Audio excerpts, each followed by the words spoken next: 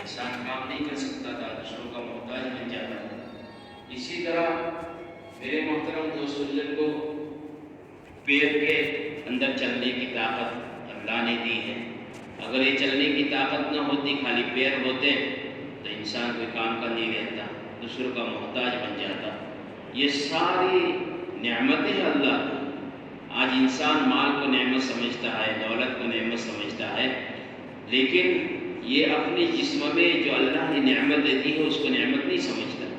حالانکہ سب سے بڑی نعمتیں جو ہمارے جسم میں، ہم کھانا کھاتے ہیں، کھانا ہضم ہو جاتا ہے، وہ اللہ کی ایک نعمت ہے۔ اگر کھانا ہضم نہ ہو تکلیف ہو جاتی ہے، ڈاکٹروں کے پاس، حکیموں کے پاس جانا پڑتا ہے، دوائیوں کا استعمال کرنا پڑتا ہے، دوائی لینی پڑتی ہے، اس کے بعد ہمارا کھانا ہضم ہوتا ہے۔ یہ کھانا جو ہضم ہو رہا ہے، یہ جو مشینری اللہ نے فٹ کی ہے، وہ بھی ایک اللہ کی بہت بڑی نعمت ہے۔ خون کا بنانا اور خون کا ہر جگہ پر پہنچانا، وہ بھی اللہ کی ایک نعمت ہے۔ کہ کڈنیوں کے ذریعے اللہ تبارک تعالیٰ پیشاب اور پاخانہ کے کچرے کو باہر نکال دیتے ہیں اور خون کو بناتے ہیں، پھر دل کے ذریعے خون ہر جگہ پر پہنچتا ہے، یہ اللہ کی نعمت ہے۔ ہم نے اللہ کی نعمتوں کو سوچا ہی نہیں۔ اگر ہمارے دماغ کے اندر ایک رگ ایسی ہو جاوے جس میں خون جم جائے، خون کا رولیشن بند ہو جاوے، خون کی چلو پھر بند ہو جاوے، تو میرے محترم دوست بزرگوں، انسان پاگل جیسا ہو جاتا ہے۔ انسان کا دماغ کام نہیں کرتا، اس کو ایڈمٹ کرنا پڑتا ہے، اس کے دواخانے ہاسپٹل میں لے جانا پڑتا ہے۔ اس کے جس اعضاء میں فرمایا کہ کمزوری آ گئی ہے، ان اعضاء کو طاقت دینے کے لیے دوائیوں کا استعمال کرنا پڑتا ہے۔ یہ ساری نعمتیں اللہ کی۔ آج ہم ناشکری کیوں کر رہے ہیں اور ناشکرے کیوں بنے ہوئے ہیں کہ ہم نے اللہ کی نعمتوں کو سوچا ہی نہیں۔ انسان یہ سمجھتا ہے میرے پاس مال و دولت ہے، اللہ کا شکر ہے، اگر نہیں ہے تو ناشکری ہے۔ نہیں، انسان کے پاس دیکھنے کی طاقت، چلنے کی طاقت، سمجھنے کی طاقت، بولنے کی طاقت، یہ ساری نعمتیں اللہ کی۔ دنیا میں ایسے لوگ ہیں جن کے پاس زبان ہے لیکن بولنے کی طاقت نہیں ہے، جن کے پاس کان ہے سننے کی طاقت نہیں ہے، جن کے پاس دماغ ہے لیکن سمجھنے کی طاقت نہیں، جن کے پاس ہاتھ اور پیر ہے لیکن چلنے کی اور پکڑنے کی طاقت نہیں۔ ان لوگوں سے جا کے پوچھو یہ کتنی بڑی نعمت ہے۔ لیکن میرے محترم دوست بزرگوں، ان ساری نعمتوں میں سب سے بڑی نعمت ایمان کی ہے کہ اللہ جل جلالہ اور عما جوالہ نے ہم سب کو مسلمان بنایا۔ اللہ ہی نے بنایا ہے، اپنے فضل اور کرم ہی سے ہمیں مسلمان بنایا۔ بہت سارے انسانیت اور بہت سارے انسانوں کو اللہ نے پیدا کیا، ان کے اندر سے ہمیں چن چن کے نکالا۔ مسلمانوں کے گھروں کے اندر ہماری پیدائش ہوئی، یہ بھی ایک بہت بڑا اللہ کا انعام ہے۔ ہماری زبانوں پر کلمہ آنا اور کلمے کا ہمیں پڑھنا، یہ بھی ایک بہت بڑی نعمت ہے۔ ہم خود کہتے ہیں اور ہم نے کئی مرتبہ سنا ہے کہ جن کے پاس کلمہ نہیں ہے، جو مسلمان نہیں ہے، جو اللہ کا انکار کرتے ہیں، وہ سیدھے جہنم میں چلے جائیں گے، ان کا حساب اور کتاب بھی نہیں ہوگا۔ حساب کتاب تو نیک لوگوں کا ہوگا جو ان سے بھولے ہوئی ہے ان کا۔ اب یہ نعمت ہماری زندگی میں ہمیشہ ہمیشہ کے لیے باقی رہے، اس کی ہمیں محنت کرنی ہے کہ ہم ایمان والے ہیں۔ اب ایمان والا کیسا ہونا چاہیے کہ ایمان والا سچا ہونا چاہیے۔ آج دنیا میں سب سے زیادہ اگر بولا جا رہا ہے تو جھوٹ بولا جا رہا ہے، اور آج اسی لیے مسلمان ترقی سے بہت پیچھے ہٹ رہا ہے جھوٹ کی وجہ سے۔ حالانکہ حدیث پاک کا مفہوم ہے کہ مسلمان سب کچھ ہو سکتا ہے، جھوٹا نہیں ہو سکتا۔ اللہ کے نبی صلی اللہ علیہ وسلم فرمایا کہ مسلمان سب کچھ ہو سکتا ہے، جھوٹا نہیں ہو سکتا۔ اور جھوٹ بولنے کا ایسا رواج ہو گیا کہ اس کو مسلمان گناہ بھی نہیں سمجھتا۔ کئی مرتبہ جھوٹ بول دیتا ہے.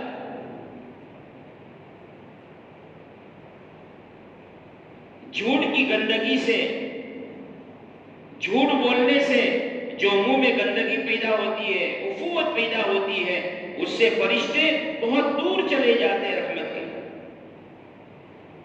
اور حدیث پاک کا مفہوم ہے الصدق ینجی والکذب یہلک، کہ سچائی آدمی کو نجات دیتی ہے اور جھوٹ آدمی کو ہلاک کر دیتا ہے. آدمی اپنے آپ کو بچانے کے لیے جھوٹ بولتا ہے.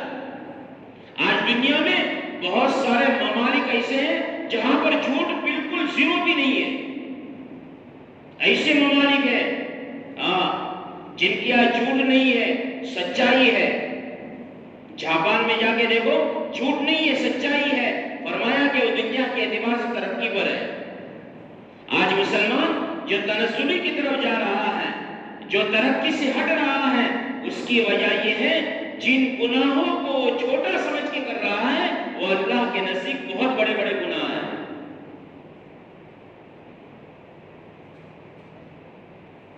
چوری، باہر ممالک میں دیکھو چوری کا کوئی نام ہی نہیں ہے. دکانیں کھلی ہوئی ہیں، چیزیں رکھی ہوئی ہیں، اس کے دام اور اس کی قیمت لکھی ہوئی ہے، کوئی دیکھنے والا نہیں ہے.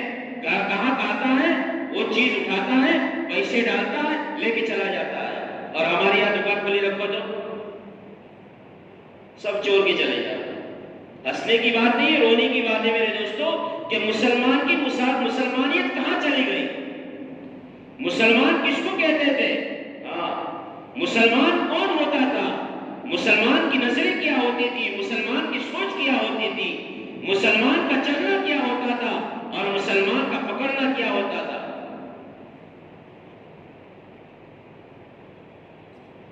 کہ وہ مسلمان کیا آقا انعامدار تاجدار مدینہ فخر دو عالم حضرت محمد مصطفیٰ صلی اللہ علیہ وسلم نے محنت کر کے صحابہ کو مسلمان بنایا تھا.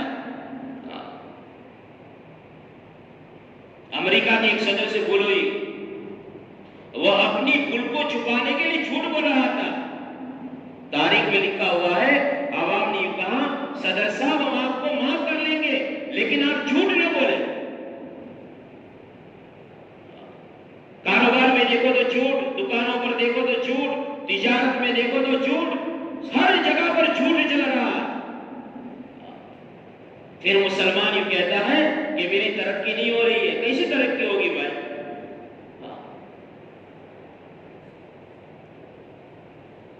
مسلمان مسلمان سے کینہ رکھتا ہے، مسلمان مسلمان سے حسد رکھتا ہے، مسلمان کے دلوں میں نفرت رکھتا ہے.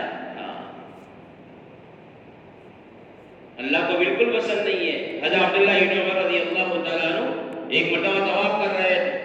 طواف کرتے کرتے رک گئے اور اپنے ساتھیوں سے کہا میرے دوستو، اس بیت اللہ سے بھی زیادہ قیمتی اور چیز ہے جس کو توڑنے سے کئی مرتبہ بیت اللہ کو توڑ کر بنانے کا ثواب گناہ ہوتا ہے. یہ بیت اللہ سے بھی قیمتی ایک چیز ہے، اگر کسی نے اس کو توڑ دیا تو کئی مرتبہ بیت اللہ کے توڑنے کا گناہ ہو، اتنا بڑا گناہ ہوتا ہے اس کے. کہا کہ وہ مومن کا دل ہے. دیکھو لوگ کیا کرتے ہیں، مسلمان کے دل کو توڑ دیتے ہیں، کبھی مذاق کر کے، کبھی ہنسی کر کے، کبھی غیبت کر کے. مولانا صلاح الدین سیفی رحمۃ اللہ علیہ کہتے ہیں کہ اگر کسی میں عیب دکھائی دے، کسی میں کوئی کمی دکھائی دے تو لوگوں سے تذکرے مت کرو، اس لیے کہ غیبت بن جائے گی. جس میں کمی اس سے کہو، اس لیے کہ کمی تو وہی دور کرے گا. آج ہم کیا کرتے ہیں؟ لوگوں کی کمیوں کو لوگوں کے سامنے کرتے ہیں تاکہ ذلیل ہو جاوے، بدنام ہو جاوے، لوگوں کی نظروں سے گر جاوے. مسلمان کی یہ کام ہے. جو اللہ اور اللہ کے رسول صلی اللہ علیہ وسلم کے ماننے کا دعویٰ کر رہا ہے وہ اپنے بھائی کو ذلیل کر رہا ہے، اپنے بھائی کی غیبت کر رہا ہے، اپنی بھائی کی برائیوں کو لوگوں کے سامنے بیان کر رہا ہے، اپنے بھائیوں کی نفرت کو لوگوں کے دلوں میں بٹھانے کی کوشش کر رہا ہے. پھر مسلمان کیسے ترقی کرے گا؟ پھر اللہ کی رحمتیں کیسے متوجہ ہوگی؟ پھر برکت کے دروازے کیسے کھلیں گے؟ سوال ہی نہیں میرے دوست.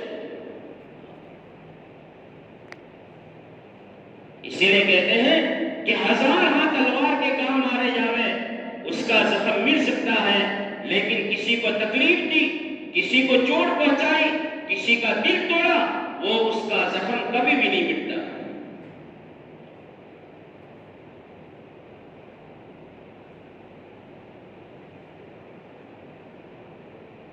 تو میں کہہ رہا تھا، وہ یوں کہہ رہے تھے کہ جس کے اندر کمی دیکھو اس سے اس کی کمی کو بیان کرو، جس کی بھول دیکھو اس سے اس کی بھول بیان کرو، کیونکہ بھول وہی سدھارے گا، اپنی کمی کو وہی دور کرے گا اور یہ ثواب بن جائے گا، اس لیے کہ آپ نے اس کی مدد کی اس کی کمی کو دور کرنے کی.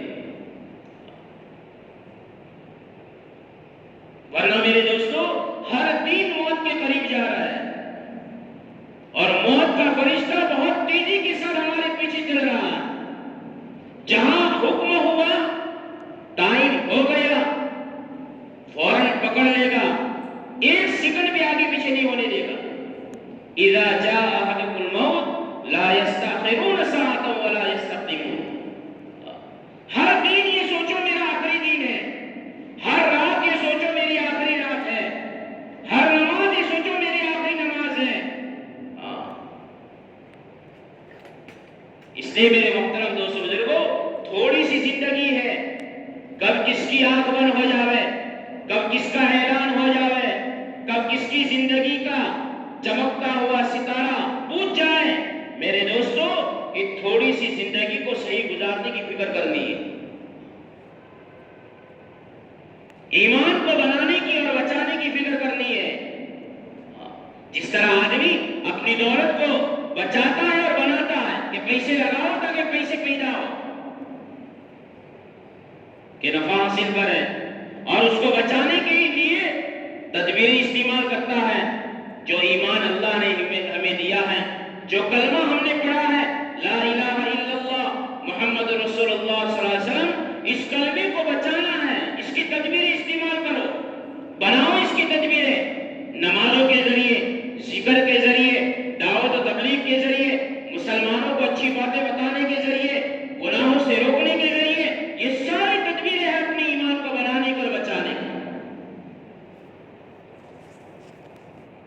سارے صحابہ ہمیشہ متفکر رہے اپنے ایمان کے بارے میں. صحابہ کون ہیں؟ جنہوں نے ایمان کی حالت میں جناب رسول اللہ صلی اللہ علیہ وسلم کو اپنی آنکھوں سے دیکھا ہے. آپ کی زلفوں کو دیکھا، آپ کی آنکھوں کو دیکھا، آپ کی مہر نبوت کو دیکھا، آپ کے چہرے انور کو دیکھا، آپ کے چلنے کو دیکھا، آپ کے بیٹھنے کو دیکھا، آپ کی نماز دیکھی، آپ کی صورت دیکھی، آپ کی سیرت دیکھی. وہ صحابہ ہے لیکن ایمان کے بارے میں متفکر ہے کہ میرا کیا ہوگا. اس لیے میرے محترم دوستو بزرگوں، جمعہ کے دن پہلے آنے کی ترتیبیں بناؤ، اپنے کاروبار کو جمعہ کے دن بند رکھو بجائے اتوار کے. اس لیے کہ اسلام یہ کہتا ہے کہ جمعہ کا دن مسلمانوں کے عید کا دن ہے، چھٹی کا دن ہے، جمع ہونے کا دن ہے. اللہ تبارک تعالیٰ ہم سب کو کہنے سننے سے زیادہ عمل کرنے کی توفیق نصیب فرمائے. الحمدللہ رب العالمین والصلاة والسلام علی سید المرسلین. سبحان اللہ عدد خلقہ ورضا نفسہ وزینۃ عرشہ ومداد کلماتہ. سبحان اللہ وبحمدہ سبحان اللہ العظیم. اللهم صل على سيدنا مولانا محمد وعلى آل سيدنا مولانا محمد وبارك وسلم. ربنا آتنا في الدنيا حسنة وفي الآخرة حسنة وقنا عذاب النار. ربنا لا تؤاخذنا إن نسينا وأخطأنا. ربنا لا تزغ قلوبنا بعد إذ هديتنا وهب لنا من لدنك رحمة إنك أنت الوهاب. یا اللہ ہمارے گناہوں کو معاف فرما، ہمارے اس جمعہ کی نماز کو قبول فرما، ہمارے جمع ہونے کو قبول فرما، مسلمانوں میں اتحاد اور اتفاق نصیب فرما، ہر برائی سے حفاظت فرما، ہر بھلائی نصیب فرما. اچانک کی موتوں سے، اچانک کی سر سے، تیرے پکڑ سے، تیرے غضب سے، تیری ناراضگی سے حفاظت فرما.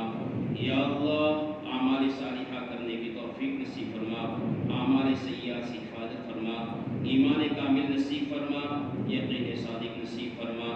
اچانک کی موتوں سے حفاظت فرما، اچانک کی موتوں سے حفاظت فرما. یا اللہ رحمت رحمت والی، برکت والی، عافیت والی، سہولت والی، راحت والی زندگی نصیب فرما اور روزی بھی نصیب فرما، زندگی بھی نصیب فرما اور روزی بھی نصیب فرما۔ یا اللہ تیری ذات کے علاوہ ہمیں کسی کا محتاج نہ بنا۔ یا اللہ ہمارے ہاتھ تیرے ہی سامنے پھیلے اور ہماری پیشانیاں تیرے ہی سامنے جھکے۔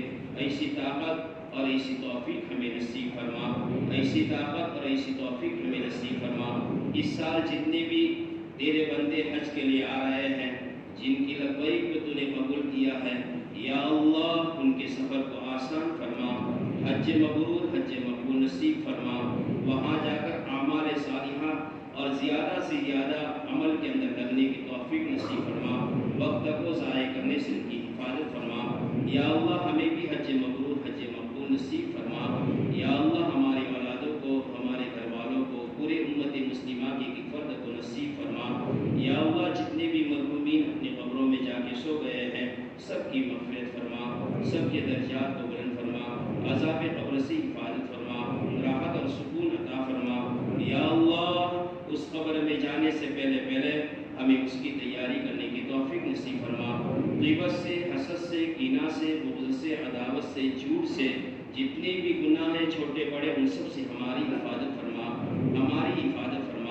مسلمانوں کو غلبہ نصیب فرما، مسلمانوں کو غلبہ نصیب فرما، دوسری قوموں کو مغلوب بنانے کے فیصلے فرما۔ یا اللہ عادل حکمران نصیب فرما، ظالم حکمرانوں سے ہماری اور پوری امت کی حفاظت فرما۔ یا اللہ جو مانگا وہ عطا فرما، جو مانگنے سے رہ گیا وہ بھی عطا فرما۔ ہماری دعاؤں کو جناب رسول اللہ صلی اللہ علیہ وسلم کے صدقے فعل کے در قبول فرما۔ قال اللہ تبارک تعالیٰ فی شان حبیبی ان اللہ و ملائکتہ یصلون علی النبی یا ایھا الذین آمنوا صلوا علیہ وسلموا تسلیما۔ اللہم صل علی سیدنا